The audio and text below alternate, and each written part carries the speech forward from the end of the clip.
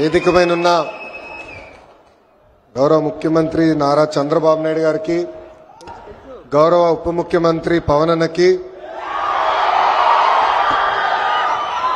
BJP రాష్ట్ర అధ్యక్షులు మాధవ్ గారికి, రవాణా శాఖ మార్చులు రాంప్రసాద్ రెడ్డి గారికి, సత్యకుమార్ యాదవ్ గారికి, వేదికమైన ఎమ్మెల్యేలు ఎంపీలకి, ప్రత్యేకంగా ఈ సమావేశానికి విచ్చేసిన మా ఆటో డ్రైవర్లందరికీ పేరు పేరున నా హృదయపూర్వక నమస్కారాలు.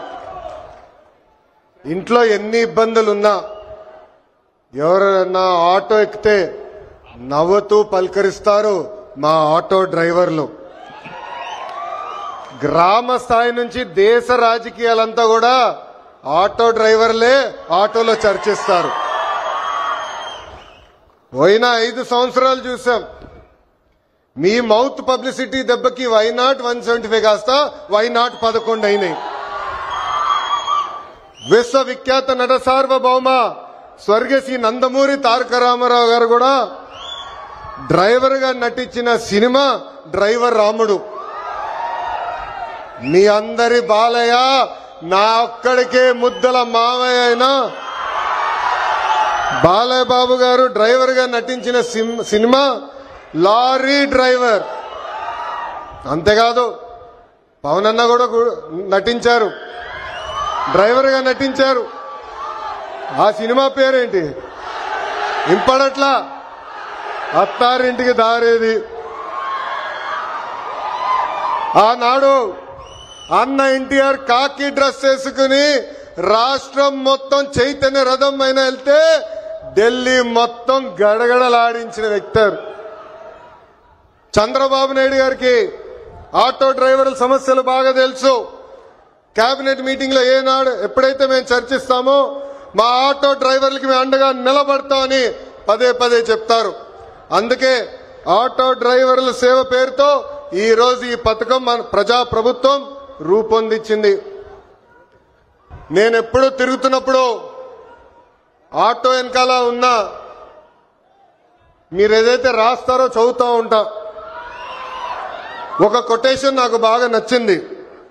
ఆ కొటేషన్ ఏంటంటే, వర్షం ఎలా పడుతుందని పిల్లలు అడిగినప్పుడు దేవుడు కురిపిస్తున్నారని చెప్పొద్దు, మనం ఒక్క మొక్క నాటితే ఒక్క నీటి బట్టు వర్షం ద్వారా వస్తుందని ఒక ఆటో డ్రైవర్ పెట్టుకున్నారు. అంటే ప్రకృతి పట్ల మనకున్న బాధ్యత ఆ ఆటో డ్రైవర్ ఈరోజు సమాజానికి నేర్పిస్తున్నారు. ఇంకొక ఆటో డ్రైవర్ కొటేషన్ చూసా, అందరూ బాగుండాలి దాంట్లో నేను కూడా బాగుండాలని చెప్పారు. మూడో కొటేషన్, జరా భద్రం భయ్యా మనందరం చల్లగా ఇంటికి వెళ్ళాలి. అంటే స్పీడ్ గా నడపద్దు, ర్యాష్ గా నడపద్దని ఆ ఆటో డ్రైవర్ చెప్పే పరిస్థితి. ఈ కొటేషన్లన్నీ మీకు ఎందుకు చెప్తున్నానంటే, మా ఆటో డ్రైవర్ల మనసు పెద్ద మనసు. ఎవరన్నా బ్యాగ్ మర్చిపోతే తిరిగి వాళ్ళకి అందిస్తారు, ఎవరన్నా పొరపాటున సెల్ ఫోన్ మర్చిపోతే వాళ్ళ ఇంటికి చేర్చుతారు. అంతేకాదు విలువైన వస్త్రాలు దొరికితే ఏకంగా మా పోలీస్ సోదరులు దగ్గరికెళ్ళి డబ్బులో లేని వస్త్రాలు దొరికినాయి, ఇది మీరు జాగ్రత్త వాళ్ళకి చేర్చాలని చెప్పే పెద్ద మనసు ఉన్న వ్యక్తులు మా ఆటో డ్రైవర్లు. ఆటో వెనుక నవ్వు తెప్పించే కొటేషన్లు కూడా ఉన్నాయి స్వామి. అప్పు చేసి కొన్నాను నన్ను చూసి ఏడవద్దు అని చూసావిడు. అప్పు చేసి కొన్నాను నన్ను చూసి ఏడవద్దు. ఇంకోటి, హాయ్ అని ఆశ పెంచొద్దు, బాయ్ అని బాధ పెట్టద్దు. అంటే ఎప్పుడు ఆటో వెనకాల బండి ఉంటే నవ్వుతూ ఉంటాం. సమాజం పట్ల మాకున్న బాధ్యత తెలుస్తుంది. ఎన్ని సమస్యలున్నా ఎన్ని ఇబ్బందులున్నా నవ్వుతూ ఆదరిస్తారు మా ఆటో డ్రైవర్లు. అందుకే యువగలం పాదయాత్రలో ఆటో డ్రైవర్లతో ప్రత్యేకంగా నేను సమావేశం ఏర్పాటు చేసుకున్నా. వాళ్ళు ఎదుర్కొంటున్న సమస్యలు నేను తెలుసుకున్నా. ఆనాడు ఆటో డ్రైవర్లు నాకు చెప్పింది ఒకటి, కుడి చేతిలో 10,000 పెడతారు, ఎడం చేతిలో 20,000 రూపాయలు లాగేస్తారని. అరే ఎట్లా లాగుతున్నారా భయ్య అని అడిగా.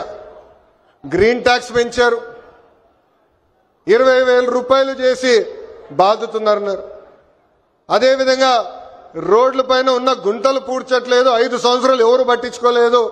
ఆ గుంటల వల్ల మా ఆటోలు రిపేర్లకు వస్తున్నాయి, దీనివల్ల చాలా చాలా ఇబ్బంది పడుతున్నామని ఆనాడు చెప్పారు.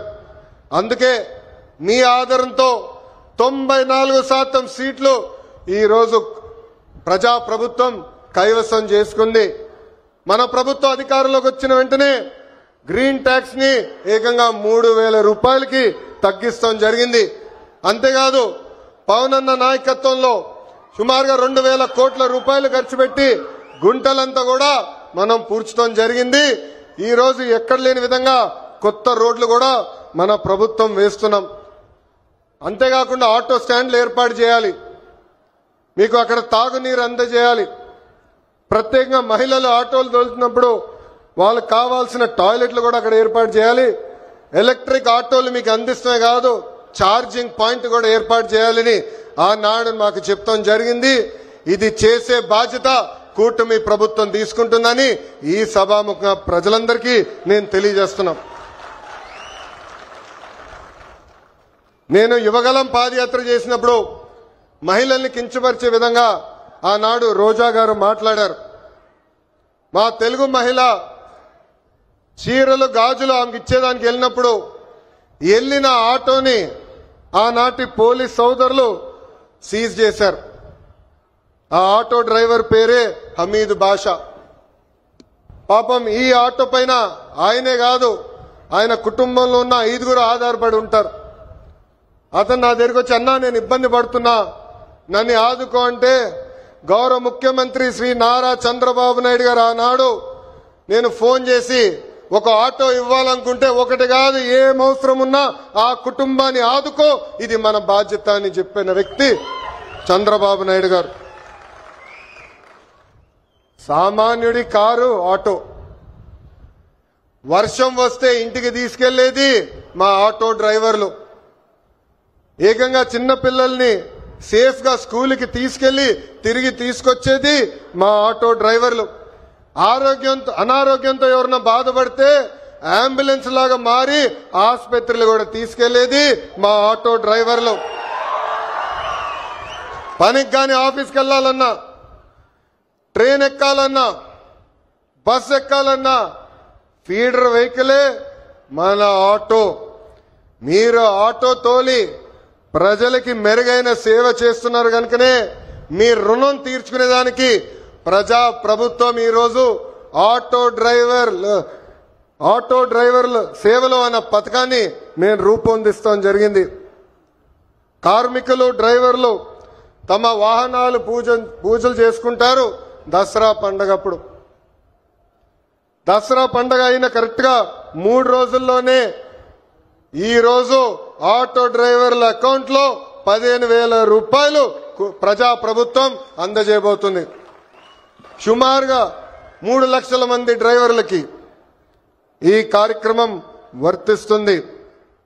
అందుకే నేను ఇక్కడున్నా మిమ్మల్ని అందరిని ఒకటే కోరుతున్నా, మన వృత్తిలో డబ్బులు ఖర్చు పెట్టాలి, మెరుగైన సర్వీస్ అందజేయాలి.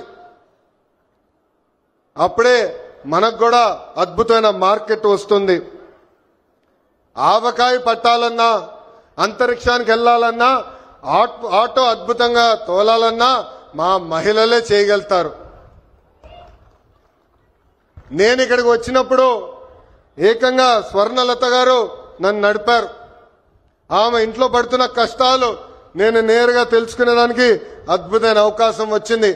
ఇక్కడ ఉన్న మగవాళ్ళ కన్నా మా అక్కనే అద్భుతంగా నడిపింది. ఈరోజు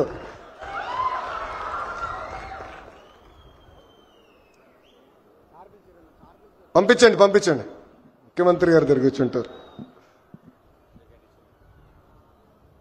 స్వర్ణలత గారు ఆటో తోలుతూ కుటుంబం మొత్తం పోషిస్తున్నారు. ఇంట్లో ఆమె భర్త కూడా అద్భుతంగా సహకరిస్తున్నారు. ఇద్దరు కలిసికట్టుగా పనిచేసి ఈ రోజు ఆ కుటుంబాన్ని ముందలు తీసుకెళ్తున్నారు.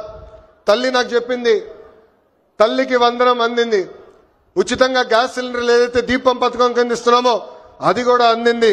అంతేకాదు ఇంట్లో ఉన్న పెద్దమ్మ అత్తగారి కూడా ప్రజా ప్రభుత్వం ఈ రోజు పెన్షన్ కూడా ఇస్తాం జరుగుతుంది. అందుకే ఈ సభాముఖంగా ఇక్కడ ఉన్న మగవాళ్ళందరినీ నేను కోరుతున్నా, ప్రత్యేకంగా ఆటో డ్రైవర్లను కూడా కోరుతున్నా, మహిళల్ని మనం గౌరవించాలి. తెలుగు వాడక భాషల్లో మహిళల్ని కించపరిచే విధంగా కొన్ని పదాలు వాడతాం. గాజులు తొడుక్కున్నావా, చీర కట్టుకున్నావా, అమ్మాయిలాగా ఏడవద్దని. దీనికి ఫుల్ స్టాప్ పెట్టాలి. ఇది మనం వాడకూడదు.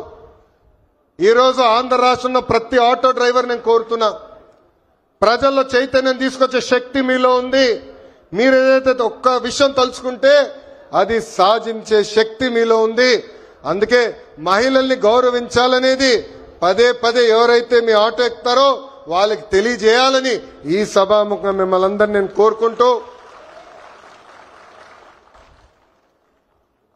మా పైన ఒక పవిత్రమైన బాధ్యత మీరు పెట్టారు.